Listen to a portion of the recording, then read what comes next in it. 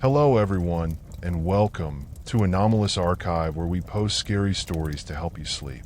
Please comment where you are listening to my videos from, since I believe it would be fun for all of us to know. Also, please don't forget to like and subscribe. Let's reach 10 subscribers until the end of this month. So sit back, relax, and enjoy. What I am about to tell you is something that is still the reason I go to therapy. It happened in the summer of 2010. I started going to therapy at the beginning of 2011 and have stuck with it ever since. It wasn't my idea, it was my parents'. In a way, the only reason I still go is that they don't worry about me. It's not that I don't derive some small benefit from it, but what I tell my parents, what my therapist and I talk about, and what we really talk about are two very different things. At the beginning of the Christmas season in 2009, I was in my second year of Earth Sciences at the University of Tampa. The university offers some summer positions for students who want to gain a bit of work experience. And although it mostly involves boring research tasks, I found one that interested me in a way that the others did not. In short, I had the opportunity to spend the summer as a fire lookout in the Trinity National Forest. It was a 3-month position, but I would be paid for my time, and completing a long-term field research project would look very good on my resume. I applied, was accepted, and several months later I was informed that I would be sent to the Tom Head Mountain Lookout Station, about 48 kilometers west of the town of Red Bluff, and about 210 kilometers north of Sacramento. Since I didn't have a car at the time, I had to take a bus to Red Bluff. From there, I hitchhiked along Highway 36, and then walked to the flat top of Tom Head Mountain, where the old fire lookout tower stood. The first thing I noticed was that the 6-meter-high watchtower was made of wood. I thought a fire lookout tower would be built from less flammable materials, but since it was built in the 30s, I suppose wood was all they had on hand. It was not the best first impression. After all, this tower was supposed to be my home for the next 3 months. But ultimately, I managed to settle in, and the place began to feel more inviting than dilapidated. A large part of the task involved what we call numerical weather predictions, NWP. I won't bore you with the exact science, but it's something similar to the forecasting models that news channels use to make long-term weather predictions. In the context of a fire watcher, we can use these models to predict droughts or heat waves that could lead to wildfires. Prevention is always better than cure, after all. Working on weather analysis kept me busy for a few valuable hours every day, while hygiene and hydration became important aspects of my daily routine. But outside of taking care of myself and my equipment, I had very little to do. To pass the time, I walked in the forest around the watchtower. Sometimes I visited the abandoned miner's cabin, sometimes the old camp that was right behind it. I carried my bear spray with me in case I came across a furry animal, but I never saw anyone there. At first, the isolation was a welcome escape from the hustle and bustle of the big city. At the end of the first week, my social battery was fully recharged. But by the end of the second week, when boredom really set in, I found myself longing for human contact to an extent that surprised me greatly.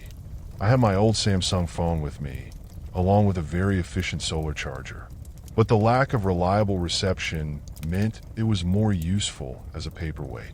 If I walked up to a point on the ridge, I could occasionally send a text message, but calls were completely out of the question. I didn't expect that. It sounds stupid to think about it now, but I thought that since I was so high up on a mountain, I wouldn't have any problems getting a good signal.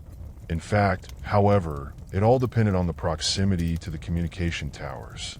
Communication through sporadic text messages was fine, but towards the end of the first month, the fact that I was the only living being within kilometers really started to weigh on me. When a ranger from Trinity Forest showed up with my supplies for the second month, I was so happy to see him that I almost hugged him as he got out of his SUV. He could see how happy I was to see him and joked about how I was going a little crazy up there. He was kind enough to stay for a while and drink some of my bad coffee. After I had taken my supplies out of his trunk, he drove off into the sunset. Afterwards, knowing that I wouldn't see another person in the flesh for a whole month, made me emotional. You don't realize how much we are social animals until you really isolate yourself from other people. I once read that solitary confinement in prison is one of the cruelest punishments because it can destroy the mind in a shockingly short time. I'm not saying I went crazy up there, but for a while, it definitely felt that way. It started towards the end of my second month. I went on one of my regular walks and saw something out of the corner of my eye. But when I looked, there was nothing there. There are a lot of wild animals in Trinity, so I thought the first 6 times that it was just a fox or a raccoon that had gotten scared and run away. But after a while, the shadows in the corners of my eyes grew larger and clearer, until they were no longer just in my periphery. I saw something moving in the trees ahead of me, too big to be a lynx or puma, and of the wrong shape to be a moose or deer. I stood still, looked and listened, but nothing moved, nothing rustled. When I started shouting hello into the empty forest in front of me, I developed genuine concern for my own mental well-being. I tried a dozen different things to reduce the feeling of loneliness and isolation. And although talking to myself might seem crazy, I can assure you that it helped. Writing down my thoughts also helped, as did singing my favorite songs. After a day or two of focusing on the positive and eliminating the negative, I began to feel significantly better. But then came the day when I spotted a human figure among the trees during one of my routine walks in the forest. I turned my head to look in its direction, and unlike all the other things I had seen out of the corner of my eye, this person did not sneak away between the trees. On the contrary, they remained as motionless as a statue, their limbs stiff and completely immobile. Honestly, the sudden presence of the person scared me a lot, and the strange, unnatural way they stood didn't help. But the longer I looked at this mysterious figure among the trees, the more I realized it wasn't a person at all. I took a few steps towards it, driven by curiosity, only to discover that I was looking at something that resembled a wooden puppet. Someone had built a kind of skeleton out of wooden planks, and, after placing something that looked like a skull and ribcage made of chicken wire, filled the cavities with a variety of roots and dead leaves. I remember being almost hypnotized by it, not because it radiated some kind of arcane power or anything, but because it was so exquisitely crafted. I remained in this state of thoughtlessness until an alarming idea struck me. This doll had been stuck in the ground less than a football field away from my watchtower, and almost certainly it hadn't been there the day before. That meant someone had come to Tom Head Mountain at night, after putting a lot of work into their artistic installation, just to place it a few meters from where I slept every night. I could think of a dozen innocent reasons why someone might do something like that. Nevertheless, something about the presence of this thing just didn't fit. It probably sounds incredibly childish to some, but as I stood there, face to face with the mysterious doll, an overwhelming urge to tear it down suddenly came over me. I didn't like the idea of going about my business while that straw man stood there looking as creepy as he did. It's something I would never do today, but obviously, I can't speak for my much younger self from university. This younger me raised a hand, approached, and prepared to shove the thing off its small, stout feet. But I also remember that feeling of intense hesitation as I approached to touch it, as if I were desecrating a sacred sculpture. The feeling held me back for a moment, but in the next, it felt like a challenge. So I pushed this doll back to the ground with a heavy stone, with a small, dry crackle. In the moments that followed, I felt the hair on my arm stand on end as I suddenly became aware that the person who had set up this doll might actually be nearby. I looked around, then over both shoulders to make sure the way was clear. I don't believe in any kind of sixth sense, but if there was ever a moment in my life when I felt like I was being watched, it was this one. I decided not to finish my hike that day and went back to the tower to make sure I had the second can of bear spray on hand. I wouldn't say I was scared, more concerned about what the sudden presence of this doll could really mean. Later, I considered the possibility that an artist with a slight penchant for hiking had spontaneously set this thing up. At first, I had this irrational picture in my head of a mad hermit hauling the whole doll up the mountain, like a character from an unwritten Thomas Harris novel. But the alternative, that it was a creative snapshot, was a considerably less disturbing explanation. No one had placed that thing there to scare me. They probably didn't even know I was there at all. And the more I thought about it, the guiltier I felt for tearing it down. The next morning, I decided to go through one of my morning routines, and during it, I would stick the doll back into the ground and leave it standing upright, just as I had found it. I completed this morning routine, noted some previous weather observations, and then set off to the Tom Head Springs with some soap and a cloth. When I arrived at the place where the doll had been lying on the ground, I was surprised to find it upright again. Someone had returned, possibly during the night, and had put the doll back in its upright position. Again, I was not scared, just uncomfortable. I also thought that if I had been the one who made the doll, this quiet companion I could visit on my walks, I would be a little upset if some idiot came and just tore it down.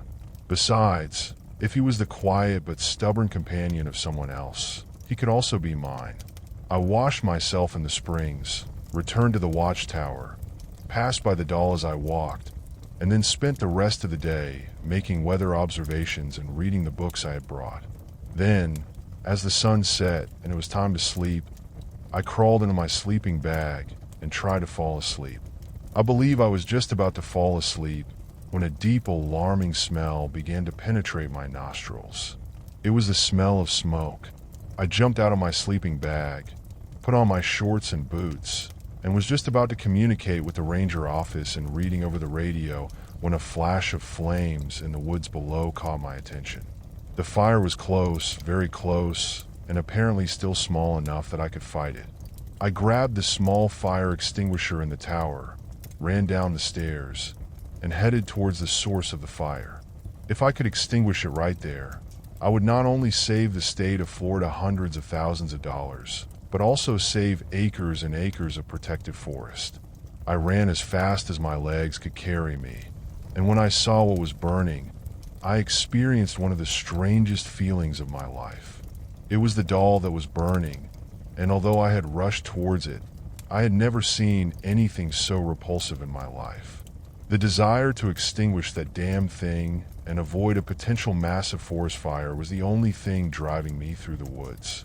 But in considering the two questions of who had set the doll on fire and why, it was the first moment of fear. After I had extinguished the fire, I began to consider who or what the perpetrator could be. I couldn't rule out vandalism as a motive, but even the most thoughtless vandal would think twice before starting a forest fire in a national park. I also couldn't rule out that the same person who had set up the doll had also set it on fire. It was hard to believe that someone who had taken the time to create such a sculpture would also be willing to set the entire forest on fire. The nature of the puppet itself suggested that its creator felt a reverence for nature, not a contempt. But that raised another question. What if the creator of the doll had set it on fire because he knew I would rush to put out the fire? Since I only had a few days left until my second and final resupply, the same ranger who had visited me the previous month decided to come up the mountain a little earlier, both to bring my supplies and to see what was left of the doll. When she arrived, and I led her into the woods, there wasn't much to see anymore. But the sight triggered a very familiar reaction in her. She had all the same questions as I did, but the most important thing was that she had dealt with the fire quickly and professionally. In her words, I should be very proud of myself. In the following days, I felt completely comfortable being alone. It was as if the fire and recognition I had received for my decisive action had filled my social tank, so to speak, fulfilling that crucial third layer in Maslow's hierarchy of needs. As I took my regular walks, I no longer saw shadows out of the corner of my eye, nor did I feel overwhelmed by the sensation of being watched. I felt at peace, both inside and out, and that was the beginning of my third and final month on the mountain. But towards the end of this month, the feeling of horror at losing my mind returned with full force. After reading all the books I had brought, and getting tired of writing my depressingly repetitive stream of consciousness in my diary, I was plagued by boredom more than ever before. On the surface, this seemed to lead to a drastic decline in my mental health. I began to see things again, like people moving in the forest, and the growing sense of paranoia led to a handful of completely sleepless nights. The exhaustion I began to feel exacerbated all the other symptoms until I eventually wondered if I would make it through the full 3 months. I did my best to keep going, taking things day by day and night by night, until I finally had just 7 nights left. I tried to mark the occasion with a small celebration and opened a hot lemonade that I had saved for a very metaphorically rainy day. After a night of trying to keep my spirits up, I went to sleep. 1 down, 6 to go, I told myself, but I couldn't have been more wrong. Hours later, I believe it was around 1:30 or 2 in the morning, I opened my eyes and heard something moving between the trees under my tower. It was a very heavy sound, as if something large and bipedal was trampling through the underbrush. And since that was a zoological impossibility, I decided to get out of my sleeping bag and take a look. After grabbing my flashlight on the way out, I directed its beam into the darkness below me and saw them. In a moment of horrified astonishment, I realized that the tower I was in was surrounded by at least a dozen hooded figures. Below me, just out of sight at the base of the tower, was the source of the noise I had heard. As alarming as the encounter was, I did not immediately understand the significance of the stranger's presence. There was always the possibility that it was just a group of night hikers who had stumbled upon the tower and were curious. But when I shouted at them and asked them to identify themselves, I didn't hear a single response. I took a few steps outside and then went down the stairs a bit to see what was happening at the base of the tower, which, if you remember, was only about 3 to 5 meters down. More hooded figures were below me, and the noise they were making came from nailing large bundles of branches under the tower. It was firewood. They wanted to set the tower on fire with me inside. The first thing I thought to do was to run back to the cabin to report what was happening over the radio. While I did that, I put on my clothes and boots, grabbed my flashlight and survival knife, and then went out onto the balcony, just in time to see the fire start. I didn't lose a second, ran to the stairs and then 2 or 3 steps down so the fall wouldn't break my legs. I thought I would have to jump, as those surrounding the tower were probably waiting for me to come down the stairs as soon as they had set it on fire. And since they seemed perfectly content to roast me alive, which amounted to a very serious crime, I assumed they wouldn't be too thrilled if I made a run for it. I remember jumping, holding my breath, and then being almost certain that I had sprained my ankle until I put weight on it. Somehow, I was fine, and I also surprised the nearest hooded figure, which in turn gave me that brief but golden opportunity to sneak past them if I moved quickly. Honestly, I thought I was going to get shot or stabbed or whatever, and I assumed the person I ran past almost got me with something, but it was a taser.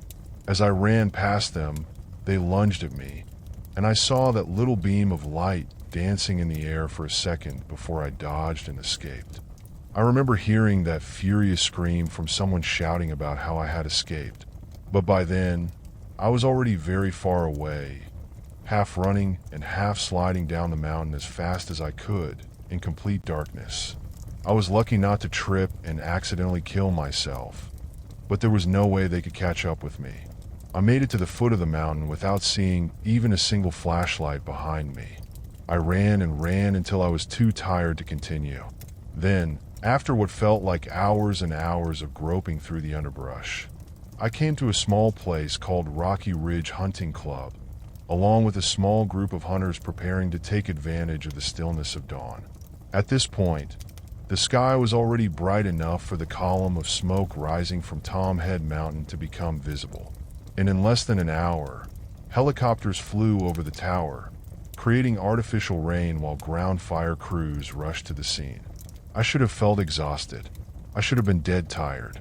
But when I saw the first helicopter flying over us towards Tom Head, I felt 3 meters tall. I had arrived at this hunting lodge just in time to avert a major ecological disaster, and I felt like a hero. But that's not how I was treated. Even after I explained everything that had happened with the doll, the hooded figures, and the fires, I was the one who was blamed for setting the Tom Head Mountain Tower on fire. According to the fire departments, there was no evidence of an accelerant being used, but it was impossible to determine whether the origin of the fire was inside or outside the cabin. I guess it was my absurd explanation that influenced the opinions of the Forest Service. At their order, I was arrested for arson, endangerment, and destruction of state property. My lawyer told me I had narrowly escaped a serious environmental crime, one that is only a step below terrorism. She also said that my best option by far was to basically plead temporary insanity in court. She presented it as if I had been a model citizen who was unfortunate enough to suffer some kind of mental crisis due to severe and prolonged isolation. I pleaded guilty, received 100 hours of litter picking on the highway, and a state-ordered psychiatric evaluation from Florida. I tried to convince my parents to believe me, but unfortunately, they took my lawyer's arguments as gospel and chose to believe that I had temporarily gone crazy instead of accepting the truth. Unlike my lawyer, whose interests ended as soon as the money ran out, Mom and Dad didn't let up. They pressured and pressured me until I finally gave in and willingly went to regular counseling sessions. I didn't want to take medication for something I knew I didn't have, so therapy was the next best option for them. These days, I don't talk to my therapist about how I'm afraid of losing my mind again, or how it could be a symptom of a much more frightening illness. I talk about how painful it can be when you tell someone the absolute truth, and they choose not to believe you for their own peace of mind.